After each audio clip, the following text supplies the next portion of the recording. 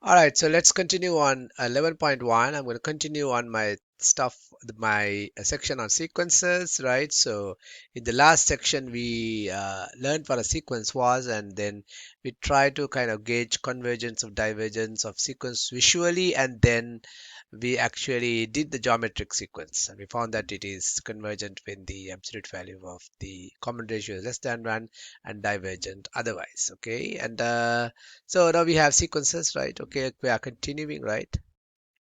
So let's do a different type of problem, right? Okay, so this is about if you are given a sequence in the spread form, so as to say, right? How do you find the nth term? Okay, so let's see, find the nth term of the sequence.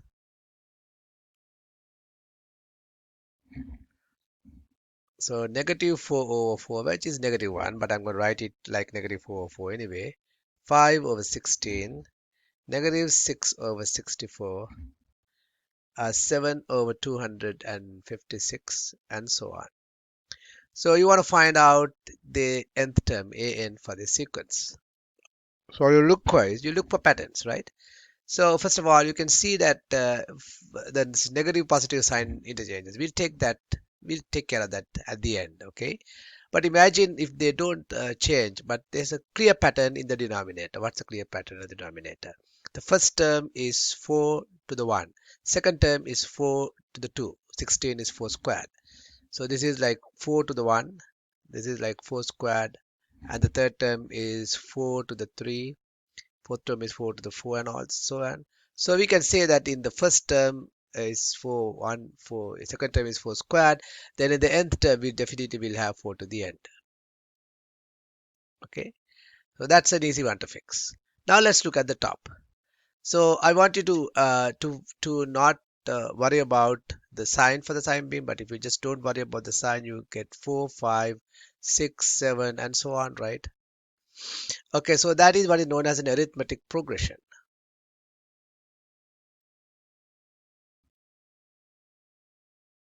Why? Because there is a difference of 1 between any two of these, right? Okay.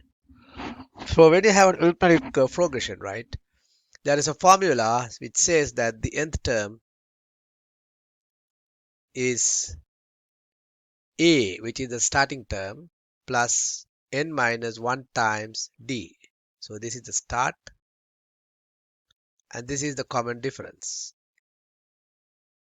So this is a formula that you could have learned in the your earlier classes, but even if you didn't, it doesn't matter really because it's a very simple formula. Okay. So what is the first term? The first term here is A, is 4, plus n minus 1 we do on the nth term, right? Times d is what? The common difference is just 1. It just differs by 1. So you have 1 here. So if I simplify this, you get 4 plus n minus 1, which is actually what? 3 plus n. And we can kind of check whether that is true. When n is equal to 1, then we get 4. Yes, we do get 4. When n is equal to 2, we get 5. We do get 5. Okay, and then n is equal to 3, we get 6. So we get, so we can say that the top is now 3 plus n, forgetting the plus or minus sign. So how do you take care of the plus or minus sign? Well, if you see, then minus is when 1 and 3 and for the first term, the third term, and the fifth term, there will be minuses, right? Okay. So we can say that when n is odd, we get minus, and when n is even, we get plus, right? Because we see that the second term, which is even, is plus, fourth term, which is even, is plus, and so on. So when we do is we actually, in a situation like that, we consider a little gadget. The gadget that we consider is negative 1 to the power n. I like to call it the alternating gadget, right? Okay, so so what it does is really we know that this is negative 1 when n is odd, when say n is 1 or 3 or 5, negative 1 to the power 1, negative 1 to the power 3, negative 1 to the power 5. It's always negative 1 when n is odd. Likewise, when n is even, negative 1 to the power 2, negative 1 to the power 4, it is plus 1 and n is even. So this is kind of very close to what we want, right? We want n is odd. When n is odd, we get negative. When n is even, we get positive. So when n is even, we get positive. N is even, we get. So what you can do is, and it only takes a negative 1 and 1. So it really doesn't affect the magnitude of the number. So if you take something like, say, 4 over 4, let's take this sequence without the sign change. 516, right? Negative 6 without the sign change, okay? And 7 over 256. If you multiply each term by this, then the only thing this will happen, which this will cause, because it only can take negative 1 and 1, is that it will put a negative sign in front of the first term and positive sign in front of the second term, okay? Multiply by negative 1 to the power n, right? If you multiply by that, right? And then a negative term in front of the third term, positive term in front of the fourth term, and so on, which is exactly what we want, right? So what you do now is the way out would be you take your n and you multiply that by negative 1 to the power n. So an is equal to negative 1 to the power n 3 plus n over 4n. That's how you find the nth term. So you find a pattern and you stick to that. But somebody can ask, what if I change this problem so that actually it becomes like this?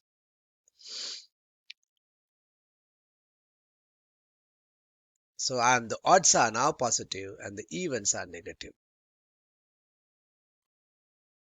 What do you do to a situation like that? Well, now this will not work, right? Because this will be negative and n is odd. So what you can do is we skip a little bit. So instead of multiplying by negative 1 to the power n, we multiply by negative 1 to the power n minus 1. Because this will do the opposite. It will be positive when n is odd. For example, if you put n equals 1, you get 1 minus 1, 0. Negative 1 to the power 0 is positive 1, right? So when n is odd, it is positive. When n is even, if you put n equals 2, you get 2 minus 1, which is 1. Negative 1 to the power 1 is negative. So here it's positive odd and negative even, right? Which is what we want. So by multiplying by this alternating gadget, we can actually make the positive and negative interchange without a problem. Okay, so that's how you do a problem like that. Okay, so you may recall that when we did calculus 1, right, we had limit laws for limits of functions, but now also we have limit laws for sequences.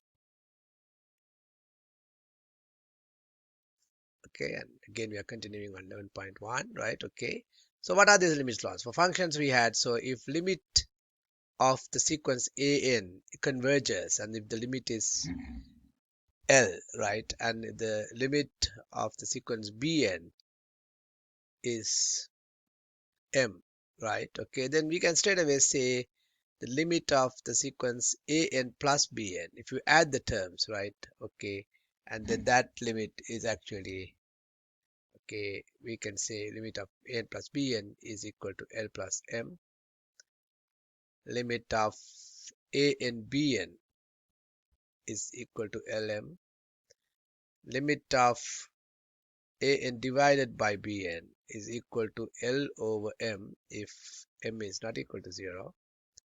D limit of Can with the constant terms An is equal to C, the limit of An, which is equal to L. And if you take the limit of An to the power P, by P is a power, P is greater than 0, right? And if this is also greater than 0, then that goes to L to the P. So the basic rules for product and multiples and differences and summations and powers. Okay. Now, other than the geometric sequences for which we know the limits, we really haven't learned how to find the limits for other sequences. So let's do an exercise right on that, right? Find the limit as n goes to infinity of n over n plus, let's say n squared over n squared plus 3. Okay. So we are really telling whether only if it is convergent, right? We can talk about a limit. So if it's convergent, we want to find this limit. All right, so how do we find this limit? Now, here is a trick that you can use, okay? If you were to do is, we have done this in Calc 1 a little bit, right? For functions, right? When we did infinite limits, you take the highest power of the denominator and you divide everything, both the denominator and the numerator, by the highest power. So if you look at the highest power here, the highest power of the denominator is n squared, right? So what you do is you divide, okay, both the numerator by n squared and each piece in the denominator also by n squared. And then you have limit n tends to infinity, n squared over n squared is 1 divided by, here you get 1 plus 3 over n squared. Okay, and then what happens? So when n becomes really large, we know that this goes to 0 because we have a number divided by n, right? Okay, so that goes to 0. So we have 1 plus 0, 1 over 1 plus 0. So this is actually equal to 1 over 1 plus 0, which is equal to 1. Okay, so that's a nice example of a limit, right? Okay, so let's do another example. So we want to find out whether n over square root 5 plus n is convergent or divergent. That doesn't mean, right? Okay. So here we have an is equal to n. We just want to see whether there's a limit. Okay. So we can use the same trick actually. We can take the highest power of the denominator here, even though this is not a rational function, that's a radical, right? Okay, and then the highest power is n. We can divide uh, this, we want to find limit an, so we can divide the top by, now what? Now see what happens is, even though the highest power is n, when you take this inside radical, so when you take it outside the radical, actually it becomes n to the 1/2. So you're really dividing n by square root n. So remember that, okay? You are really not dividing the top and the bottom by n, but you're dividing the top and the bottom by square root 10, okay? So basically, you divided the top by square root 10, and now you need to divide the bottom by square root n. So when you divide the top, you get n and divided by the square root of n. That is just square root of n, right? There's a limit here. Square root of n, right? Because square root of n will cancel off with square root of n here, and you get square root of n. And what do we have here? So we can actually bring this under a common radical, because the radical here and radical here.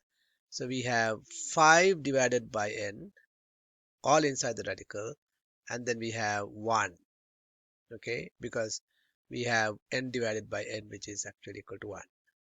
Now when you send n to infinity, what happens is this goes to 0 and 1. But what about this?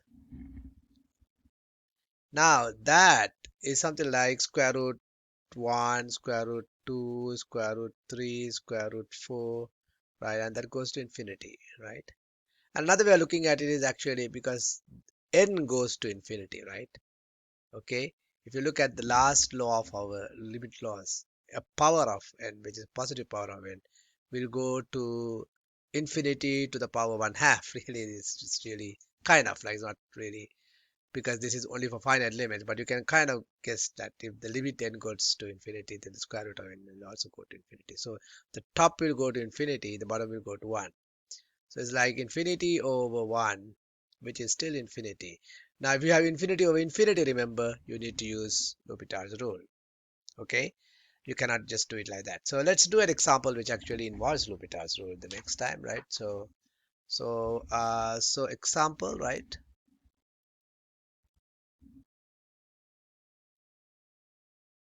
find limit natural log of n over n. Okay. So now, we have a situation where infinity over infinity, right? Okay. Both going to infinity because natural log of n also is a graph like that. And n is also a graph like that. They will go to infinity.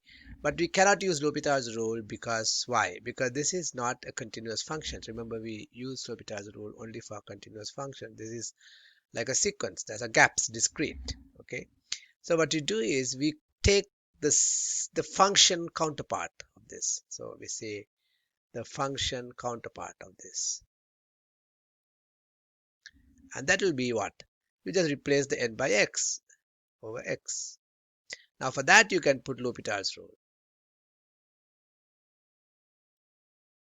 And then that is equal to the limit of that is equal to what? The limit of the derivative of the top, which is what? 1 over x divided by the derivative of the bottom, which is 1. Okay, so and that is actually limit x now, right? Limit as x goes to what? We are talking about infinity, so 1 over x is the derivative of natural log of x.